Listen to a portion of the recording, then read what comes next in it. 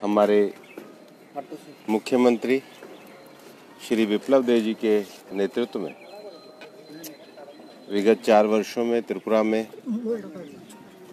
विकास, स्थिरता, शासन, सुशासन की दृष्टि से काफ़ी अच्छे कार्य हुए हैं। विप्लव देव जी का सरकार आने से पहले भी संगठन में और सरकार आने के बाद मुख्यमंत्री के रूप में शासन में एक बहुत प्रभावी योगदान रहा है।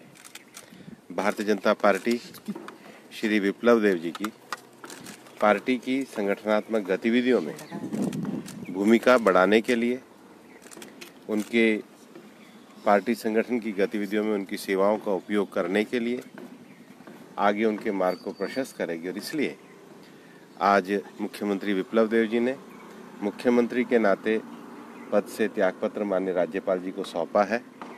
5 बजे पार्टी के विधायक दल की बैठक होगी, नए नेतृत्व का भी चुनाव होगा और विप्लव देव जी को आगे पार्टी के संगठन के साथ एक कार्यकर्ता के रूप में जिस तरीके से वो काम करते हैं, पार्टी और महत्वपूर्ण विषयों में संगठन के साथ जोड़ करके आगे बढ़ाएगी। सर, इतना बड़ा सिद्धांत क्यों?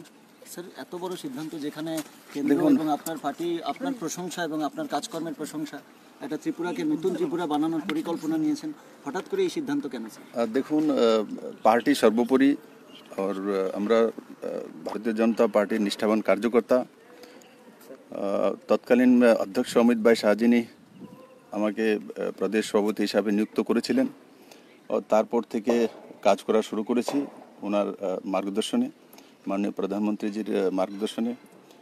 আশা করি আমাকে যেই দায়িত্বগুলি দেওয়া হয়েছে পার্টি সভাপতি হোক আর মুখ্যমন্ত্রী নাতে, আমি ত্রিপুরার মানুষের সঙ্গে ন্যায় হোক সেটা করার চেষ্টা করেছি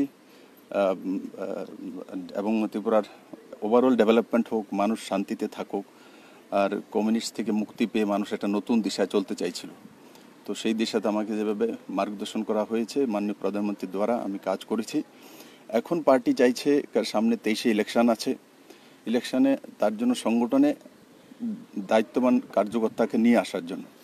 তো আগে স্বাভাবিকভাবে সংগঠন থাকলে তবেই সরকার থাকবে, জিত থাকলে তবেই সরকার থাকবে। তো তার জন্য আগে 23-এর তৈরি করা প্রয়োজন।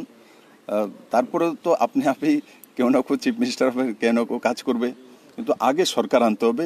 যেটা আপনারা চাইছেন যে লম্বা সময় সরকার রাখা, লম্বা সময় সরকার রাখার জন্য আমার মতো কার্যকর্তার সংগঠনে কাজ করলে নিশ্চিত সংগঠন লাভান্বিত হবে। স্যার, আপনার কথা কোথাও কি একটু আবেগপ্রবণ মনে হচ্ছে? কোথাও কি একটু মনে এরকম কষ্ট বা অভিমান হচ্ছে?